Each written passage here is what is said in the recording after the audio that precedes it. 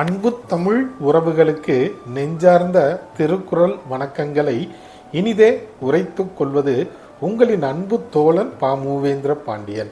இன்றைய பொழுதில் நாம் நாளொரு திருக்குறள் வரிசையில் பொருட்பாலில் 88வது அதிகாரமாக உள்ள பகைத்திறம் தெரிதல் என்ற அதிகார தலைப்பின் கீழ் அமையப்பெற்ற 871வது திருக்குறளை பற்றி இன்று நாம் அறியப் போகின்றோம்.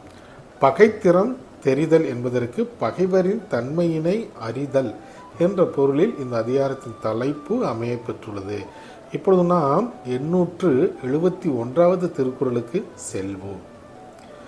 பகை என்னும் பண்பில் அதனை ஒருவன் நகையையும் வேண்டற்பாற்று அன்று. மீண்டும் திருக்குறள். பகை என்னும் பண்பில் அதனை ஒருவன் நகையையும் வேண்டற்பாற்று அன்று. இத்திருக்குறளுக்கான பொருள் என்னவென்பதை இப்போது நாம் காண்போம். பகை என்று சொல்லக்கூடிய பண்பில்லாத தீக்குணத்தை ஒருவர் வேடிக்கையாக கூட விரும்புதல் கூடாது என்பது இத்திருக்குறளுக்கான பொருளாக உள்ளது. மீண்டும் பொருள்.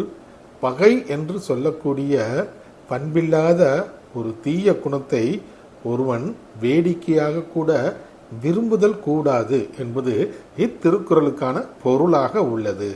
ஆம் தோழர்களே, நாமும் யாரிடமும் பகை கொள்ளாமல் நட்பே கொள்ளுவோம். நன்றி, வணக்கம்.